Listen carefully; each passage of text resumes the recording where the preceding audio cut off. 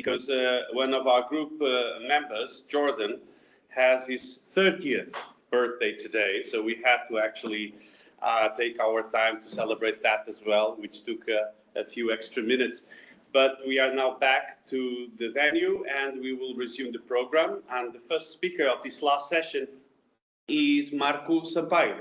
Marco is here, and I will just put on the slides and first of all share here the screen. So let's see. All right. Is it okay? Are we seeing the screen? Yeah. Okay, so let's then just get this going. It's really a great pleasure to have you with us today, Marco. It's been a while, and Marco was one of the first people to join this group. So it's really great that you're back. Thank you. So, thank you very much. Let's see if this works. It does. Hi, everyone. So this is going to be a bit of a lighter talk, I guess. Well, anyway, it's a testimony, so I think that's required. So I'm going to give you just a before and after. So I used to be a member of the group, and I went into industry, as you can see from the title slide. And I just want to tell you a little bit about how things changed for me. All right, so this is just a brief snapshot of the before and the after. So as most of you, I did major in physics, PhD, and then spent actually most of my time in academia in this group, in this remarkable group, I should say. I learned a lot. And actually the tools that I developed in academia were, I can say I was surprised when I went to industry that they were so useful. So in 2018, I moved to industry as a slide. So I went to this company called vity. This is a company that develops machine learning models to detect fraud in credit card transactions, for example. There I kind of built up my seniority in this field. And recently I moved due to the boom in in AI and LLMs and all of this that you probably all know about. I decided it was a good move to go to a company that is more concentrated on natural language processing. So basically, we should use heavily these models in their product. Okay, it's the other way. Good. So, I'm afraid I don't have as many pictures as other people in my presentation, but I made an effort to put a few. And what I want to draw is just I want to show a picture of how things were before and how things are now.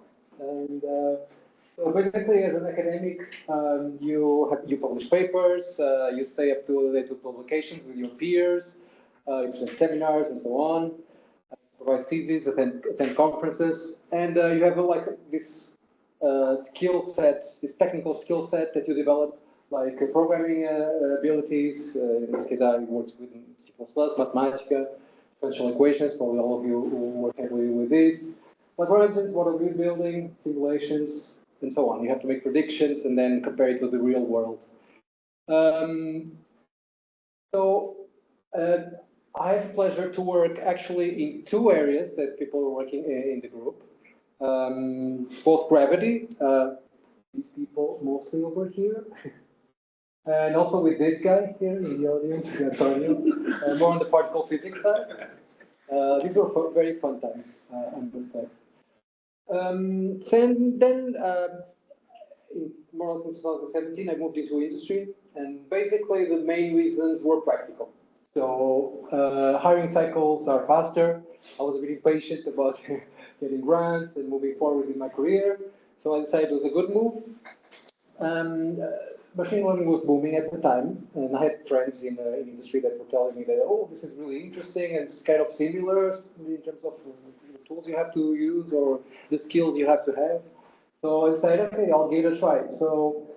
And I spent basically several months doing online courses, studying machine learning, learning a new programming language, and practicing a lot on projects related to machine learning. Because when you go to an interview in this area, actually the companies are very demanding. They go through a heavy recruitment process with lots of technical interviews. Sometimes you have a take-home project that you have to work on for a week and present to them. So it's actually more demanding than I thought when I moved into industry. The other way.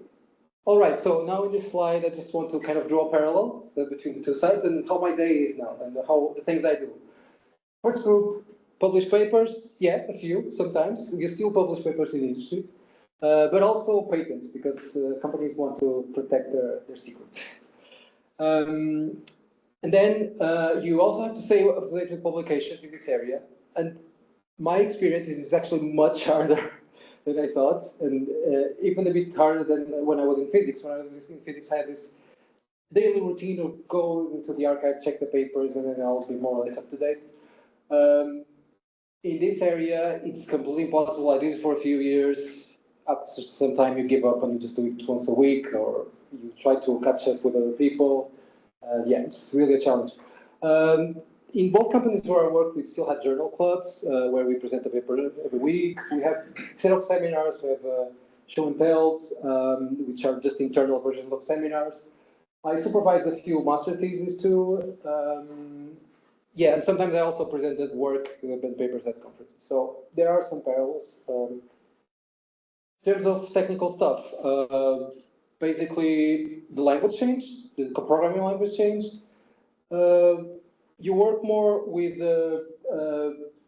probability and statistics and less maybe with differential equations and so on. Lagrange's become loss functions because you also have to do optimization problems. It's kind of similar in that sense. You still have to do simulations, predictions, and experiments. And at the end, you need to build a product that can actually be used and test it quickly. So this is one of the appeals in this area for me, is that you kind of get feedback quickly. So here's just a kind of snapshot of a few papers that and theses that I did in this company, vity, the first one. This is for the second one, I would make as many remarks because I haven't been there long enough for stuff to be in the public domain.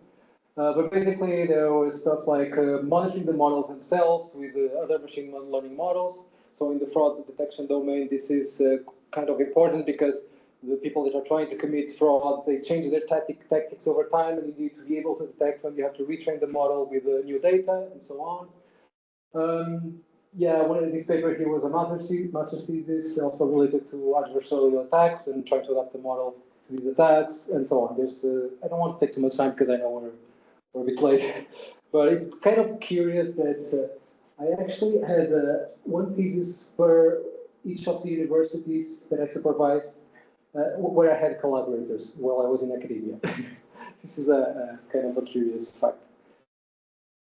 All right, and final thing, things are still technical. You still have to, to work with equations and so on.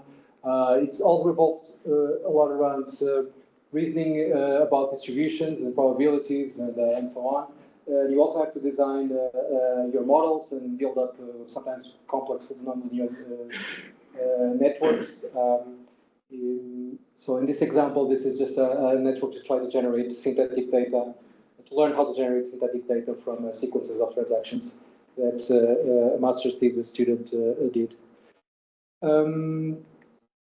All right, so the last thing is just a few remarks about the company where I work now. This is called Zendesk. I'm going to be a bit briefer here. So this is a company more related to natural language processing and language modeling. So it's all about extracting meaning, what the end user means when they're writing a query or they're trying to search for something. So we have these models that map text to some higher dimensional vector space of meaning. You can think about it like that. And then it's all about using these representations and comparing different pieces of text and things like this. Yeah, and a few human loop cases. I actually have an experiment running right now, but that one is, yeah, I don't think I'm allowed to talk too much about it. All right, so I don't want to leave you with just my take on how it is to be a machine learning scientist in the industry. So honestly, the work did not change that much for me, the type of work, even though the problems are different. It's still intellectually quite challenging. It's kind of a mixture of being a theorist and experimentalist, because you design your model, you do some offline experiments, and then you put it in the real world. You have to collect data, and you have to do statistical analysis and A/B testing and so on to be sure that you are actually lifting the performance the way you want. And overall it's extremely timely and exciting for me, given the recent AI explosion, because it touches, I mean, you play with models, maybe not you don't develop bigger models that huge companies develop, but you touch on models that actually touch on questions related to the nature of intelligence. And actually, as you can see, you can all see are kind of changing society and how people interact with machines. That's all. Thank you. Thank you very much, Marco. That was really interesting. We don't, well, we haven't allowed questions so far because, but since you're joining for dinner, am I right? Then we will have time and opportunity to discuss with you. I have quite a few, and I guess that people will have. So thank you very much, Marco. That was really interesting.